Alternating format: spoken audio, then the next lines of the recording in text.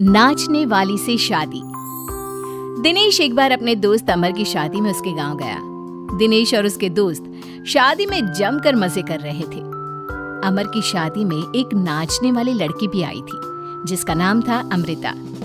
उसका नाच देखकर वो लड़की दिनेश को बहुत पसंद आ जाती है। जब वो लड़की शादी में डांस करके वहां से जाने लगती है तो दिनेश उसके पास जाता है। देखो, तुम मुझे बहुत पसंद हो, तुम बहुत अच्छा डांस करती हो। जी शुक्रिया, डांस की बात तो सही है, लेकिन आप मुझे पसंद करते हैं ये बात समझ में नहीं आई। इसमें समझना कैसा? मैं तुमसे शादी करना चाहता हूँ। हाँ, आपको पता नहीं क्या, मैं नाचने वाली हूँ और हम जैसी लड़कियों से कोई शादी नहीं करता। बहुत लड़के आते हैं तुम्हारी तरह बातें बनाने वाले, शादी के प्रपोजल्स लेकर लेकिन शादी कोई नहीं करता। कौन करेगा मुझसे शादी? मैं सच कह रहा हूँ, मैं सच में तुम्हें बहुत पसंद करता हूँ और तुमसे शादी करना चाहता हूँ। मुझे तुम्हारी बात पर बिल्कुल भरोसा नहीं। अगर तुम सच में मुझसे शादी करना चाहते हो तो अपने माँ बाप को साथ में लेकर आना। मैं तुम्हें यहीं इसी गांव में मिलूंगी, ये मेरा पता है। शादी होने के बाद दिनेश अपने घर लौट आता है। अपनी माँ के पास जाकर कहता है, माँ, मैं अमृता नाम की एक लड़की को बहुत पसंद करता हूँ, उससे शादी करना चाहता हूँ। अरे बेटा, लेकिन ये अमृता है कौन? किसकी बेटी है? कैसा घर बार है, कुछ बताओ भी। बस सीधे आकर शादी की बात कर रहे हो। वो क्या है ना, वो लड़की एक नाचने वाली लड़की है। मेरे दोस्त अमर की शादी में मैंने उसे नाचते हुए देखा था। क्या? नाचने वाली लड़की? नहीं नहीं नहीं, नाचने वाली लड़की को हम अपने घर की बहू नहीं बना सकते। लेकिन माँ, मैंने उससे वादा किया है, मैं उसी से शादी करूंगा। वादा करने से पहले अपने माँ बाप से पूछना जरूरी नहीं समझा? किसी भी नाचने वाली को ऐसे शादी का वादा करके चले आए। लेकिन पापा, एक बार आप उससे मिल तो लीजिए, क्या पता आपको भी वो पसंद आ जाए। दिनेश के माँ और पापा दिनेश और अमृता की शादी के लिए तैयार नहीं होते। एक दिन दिनेश के मम्मी पापा अपने गांव से बाहर कहीं जा रहे होते हैं। तभी अचानक से एक गाड़ी वाला दिनेश के पापा के स्कूटर को टक्कर मारकर चला जाता है। दिनेश के मम्मी और पापा दोनों सड़क पर घायल होकर गिर जाते हैं। तभी वहां अमृता आती है। अरे अंकल आंटी, आपको तो बहुत चोट लगी है, चलिए मैं आपको हॉस्पिटल लेकर जाती हूँ। अमृता दिनेश के मम्मी और पापा को हॉस्पिटल में एडमिट करवा देती है और उनका ख्याल रखती है। जब दिनेश हॉस्पिटल पहुंचता है, अमृता, तुम यहाँ क्या कर रही हो? तो क्या ये तुम्हारे मम्मी पापा हैं? वहाँ सड़क पर उनका एक्सीडेंट हो गया था, इसलिए मैं यहाँ हॉस्पिटल में लेकर आ गई। क्या ये वही लड़की है बेटा जो तुम्हें पसंद थी?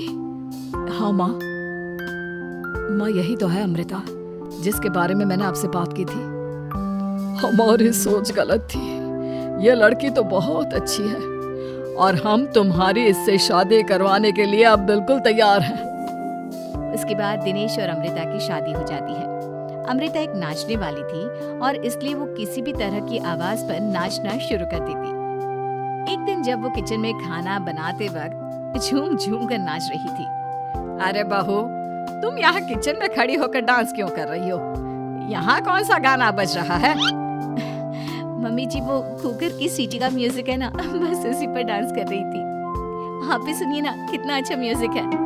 अरे अब कुकर की सीटी पर कौन डांस करता है? अजीब नाचने वाली बहू मिली है।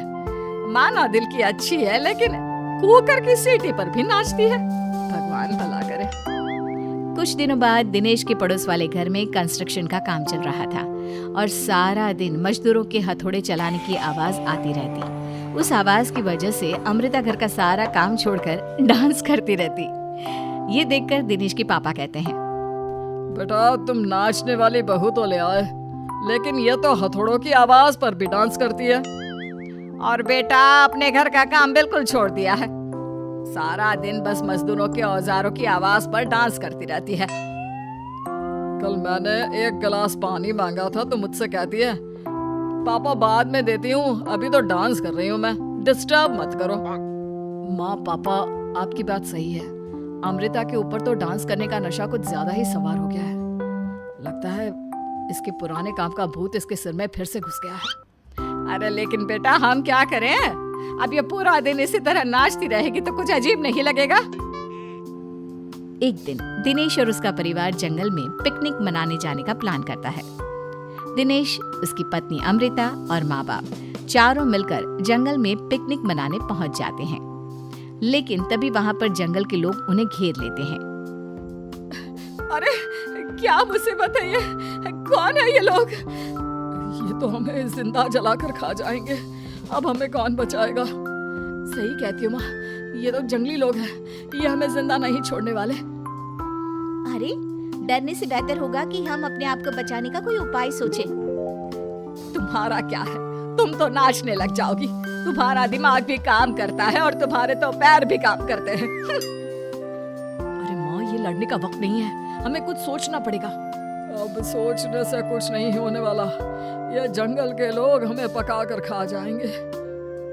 वो जंगली लोग दिनेश और उसके परिवार के हाथ पैर बांधकर उन्हें मारने की तैयारी करने लगते हैं। लेकिन उससे पहले वो आग जलाकर जोर शोर से नाचते हैं। उन्हें नाचता देखकर अमृता के अंदर की नर्तकी भी बाहर आ जाती है और वो पेड़ से बंधे बंधे ही जोर जोर से अपने पैरों से ठुमके लगाने लगती है।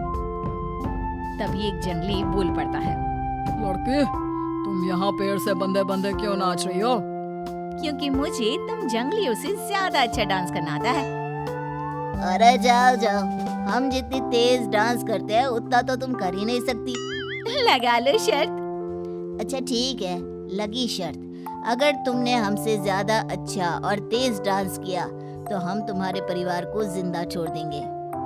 और अगर तुम हार गई तो हम तुम सबको जिंदा जलाकर खा जाएंगे। अच्छा ठीक है, मुझे तुम्हारी शर्त मंजूर है।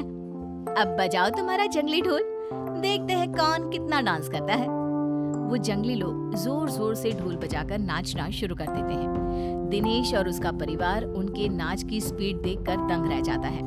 अमृता भी उनके साथ बराबर से नाचने की कोशिश कर रही थी। धीरे धीरे अमृता ने अपने डांस की स्पीड को कम कर दिया। क्या हुआ, हवा निकल गई तुम्हारी? बढ़िया है हमसे जीतने वाली। बस 1 मिनट रुक जाओ, तुमको तो मैं अभी बताती हूँ। अब तक अमृता धीरे धीरे नाच रही थी ताकि वो सारे जंगली थक जाए और अमृता बाद में जोर जोर से डांस करके उन्हें हरा दे। और ऐसा ही हुआ।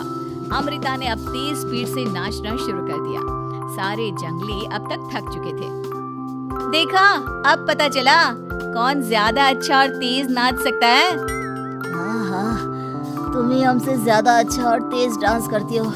हमने मान लिया, बहुत थक गए, बस भी करो। अरे अभी कहाँ से बस करो, तुम कहो तो मैं दिन रात लगातार नाच सकती हूँ।